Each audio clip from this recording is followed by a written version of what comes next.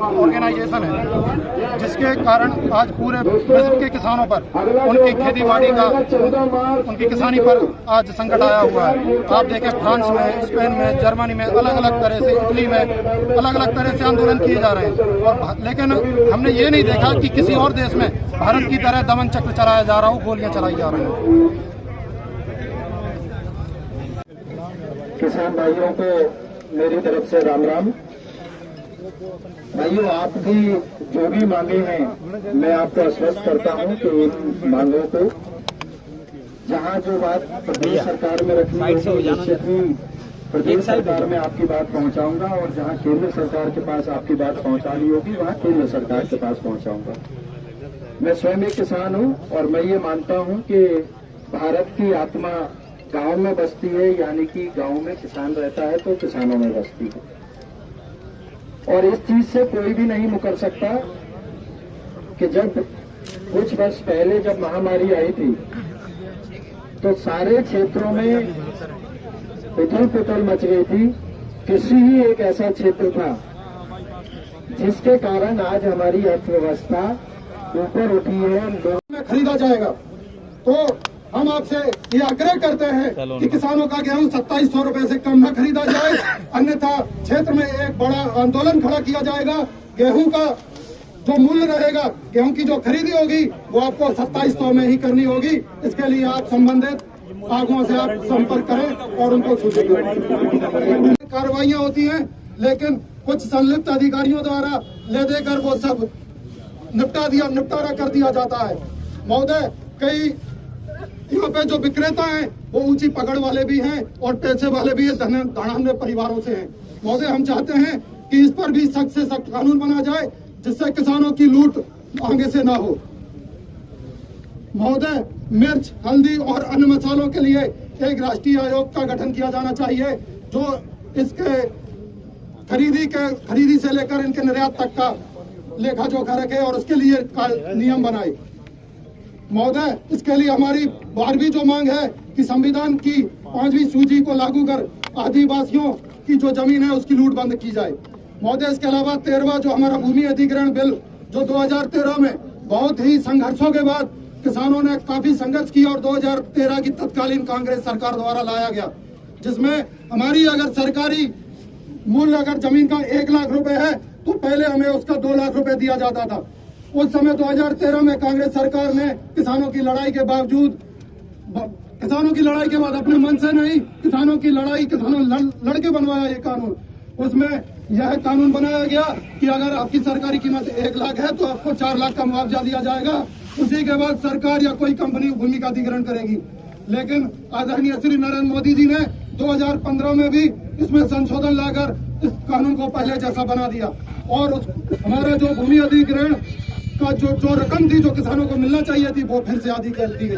महोदय, हम आपसे सिर्फ ये निवेदन करना चाहते हैं, संभव हो सकेगा किसानों के हित में। वैसे तो मैं 1001% कहता हूं कि किसानों के हित में हमारी सरकार हमेशा फैसले लेती है, जो हो सकता है वो करती है। फिर भी आपकी जो भी मांगे हैं ये आपका भाई निश्चित ही अपनी सरकार तक उन चीजों को पहुंचाएगा और मेरा प्रयास होगा कि आपकी मांगे जल्द से जल्द पूरी। अब आप अपनी बात रख दो और एक सवाल हमारा था किसानों की तरफ से, आप तो पूरी बात ही रखा।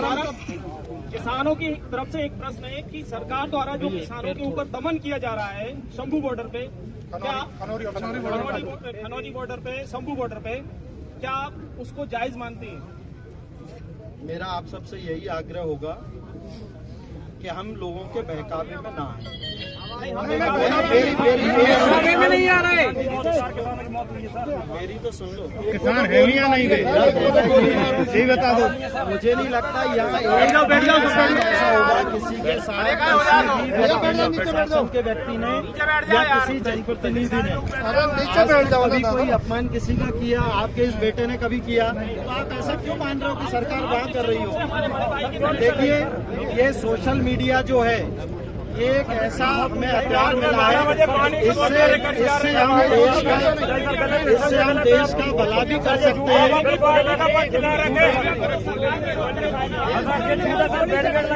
ये चाहूंगा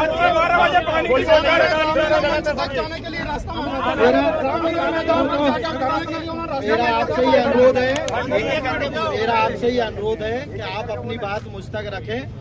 मैं जो भी बात आप रखोगे अपने शीर्ष नेतृत्व बात सुन ले, मैं आपकी भी सुनने आया हूँ। माननीय शिवराज सिंह चौहान जी ने भी, जो हमारे पूर्व मुख्यमंत्री हैं, उनने भी पूरा प्रयास किया और आपने देखा ही होगा कि पिछले 7-8 वर्षों से हमें कृषि कम्बंड अवार्ड भी मिला।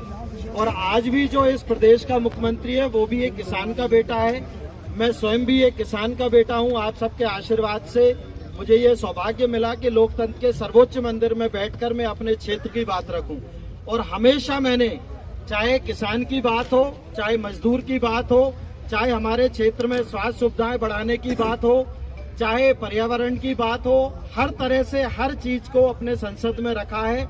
जो भी सुझाव मुझे आप लोगों से मिले हैं, आपको याद होगा जब 2 साल पहले अति वर्षा हुई थी, फसलें चौपट हुई थी, तब आपके भाई ने ही संसद में सबसे पहले बात रखी थी और 10,000 करोड़ का मुआवजा मिला था। जब यूरिया की बीच में, हालांकि पहले तो मैंने स्वयं ने देखा, मैं एक किसान हूँ, लाइनें लगती थी यूरिया के लिए, लेकिन वो समस्या खत्म हुई। लेकिन 2 साल पहले थोड़ी सी दिक्कत आई थी, तो वो मांग भी आपके सांसद ने संसद में सबसे पहले रखी थी। तो जो भी आपकी समस्या है वो मेरी समस्या है, क्योंकि आप सबके सहयोग से, आशीर्वाद से ही मैं संसद में पहुंचा हूं। और हमेशा मेरी सरकार का ये प्रयास रहा है कि किसानों की बेहतरी के लिए हम क्या कर सकते हैं, वो उनके हमेशा प्रयास रहे। और मेरा और मेरी सरकार का भी हमेशा नारा रहा है, जय जवान जय किसान। फिर थोड़ा पीछे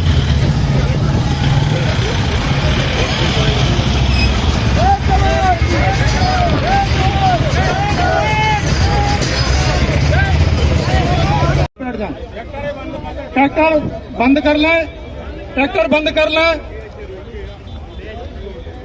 और सभी लोग भाई बैठ जाओ, अभी 2 मिनट के लिए बैठ जाओ। हम शांति से, अनुशासन से आगे कदम उठाएंगे। बैठो।